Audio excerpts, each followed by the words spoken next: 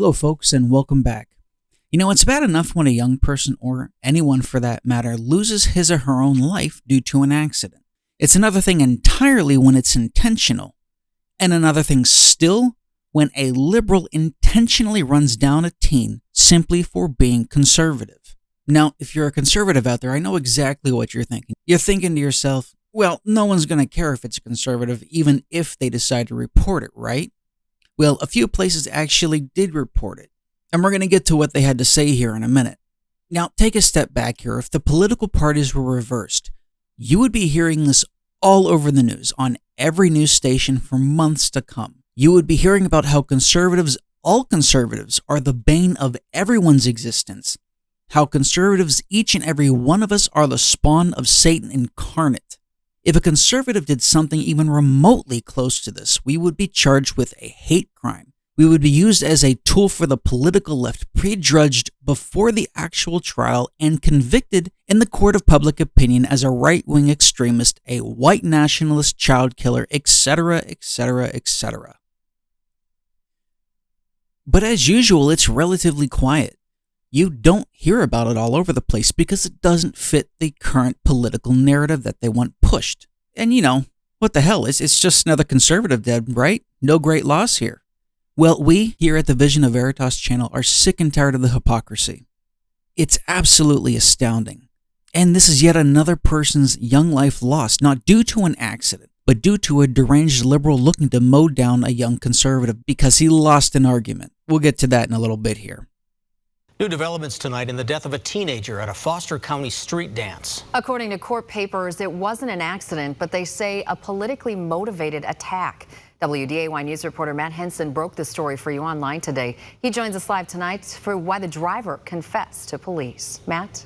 Dan and Kirsten, according to court papers, moments before he was killed, 18-year-old Kaylor Ellingson called his mom to come rescue him because 41-year-old Shannon Brandt was chasing him in the city of McHenry, where the street dance had just wrapped up. The papers don't indicate how Kaylor Ellingson was being chased, but by the time his mom could get there, her son was dead.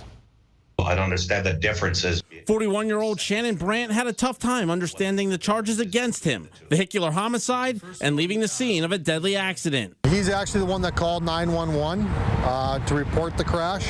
Police say it happened in this alley around 2:30 Sunday morning after the street dance. Court papers show Brandt told the 911 dispatcher that he just hit Kaylor Ellingson because the teen was part of a Republican extremist group and was calling people to come get Brandt after a political argument. Ellingson's mom told police her son called her just before the crash, asking if she knew Brandt, and she said she did. She does not believe her son knew Brandt. Still trying to determine exactly what all transpired at the time of the crash, but prior to that as well. Police say Brandt was drunk when he hit and killed Ellingson with his SUV. We do not know of any witnesses.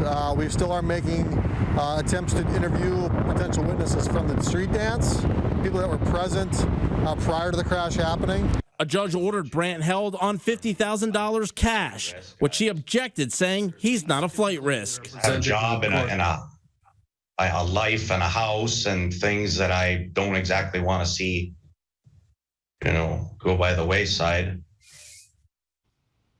Family that are very important to me. If convicted on the vehicular homicide charge alone, Brandt would face a minimum of 10 years in prison because of a DUI on his record. The max is 20, and troopers say as the investigation develops, they could recommend more serious charges. Reporting live, Matt Henson, WDAY News. So, to add insult to injury, the North Dakota man who was Shannon Brandt, who was accused of killing the teenager with his car following a quote-unquote political argument, his words, not mine. He actually had the audacity to say that he didn't understand the charges against him. He couldn't imagine or couldn't understand why he was charged because, it was just a conservative. I have a job and a life and a house and things that I don't exactly want to see, go by the wayside. Family that are very important to me. He goes on to say, and I quote here, I have a job, a life, and a house, and things that I don't exactly want to see go on the wayside. Family that are very important to me. As if the young man who was killed didn't have any of those things, and him not being a conservative absolves him of any wrongdoing. Because in the media, it's peddled that conservatives, those who put the Constitution first, those who value life, are second-class citizens, subject to a second-tier and separate justice system. And to make things worse, he only spent a few days in jail after being criminally charged in the 18-year-old death of Cayler Ellingson. He posted a $50,000 bond and was released after murdering him. Again, can you even imagine if this was a conservative that targeted a liberal like this, let alone a child? Well, not really a child, but a teenager. You get what I'm saying here. I mean, his current charges as of right now are only vehicular homicide and leaving the scene of an accident. And to add the icing on the cake here, the man doesn't even understand why he's being charged. I can't imagine the audacity, the narcissism, and the holier-than-thou attitude one must have to even question why you're being charged here. I mean, the guy's like a deer in the headlights. Brent was eventually arrested Sunday morning after telling the first responders that he struck the teen because the pedestrian was threatening him.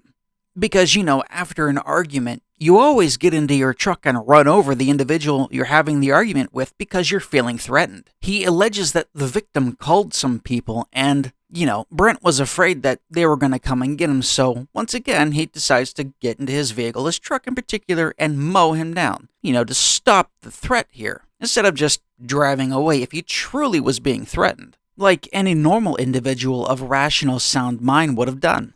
He later goes on to state that the individual, the victim, that he hit was a part of some Republican extremist group. And, there's a problem with that.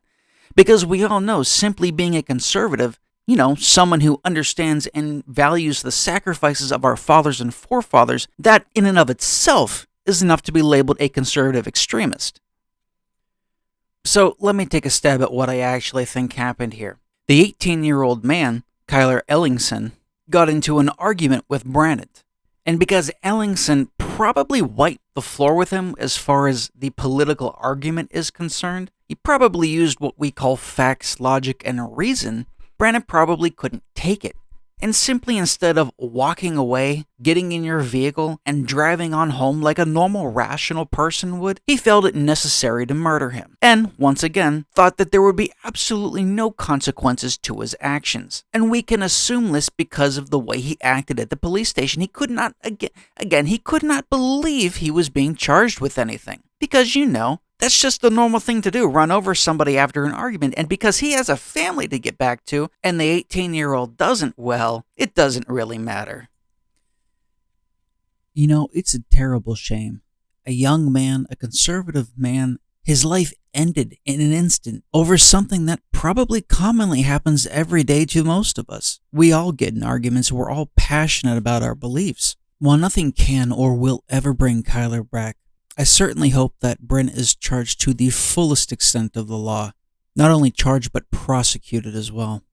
Running someone over due to an argument, it's just unconscionable. And like I said many, many other times here, just imagine if the roles were reversed. Just imagine if it was a conservative ending an argument in a fit of rage and running over a liberal or a leftist. You would not hear the end of it. It would be everywhere on all social media, on TV, on Twitter, Facebook, Instagram, everywhere for months and months to come. And we all know this because we all see this every day on a daily basis. Anyhow, thank you for joining me today on the Vision Veritas channel. And my sincere condolences go out to Cayler's family. We're all thinking of you guys and praying for you. With that being said, thanks again for joining me. Please like and share this out.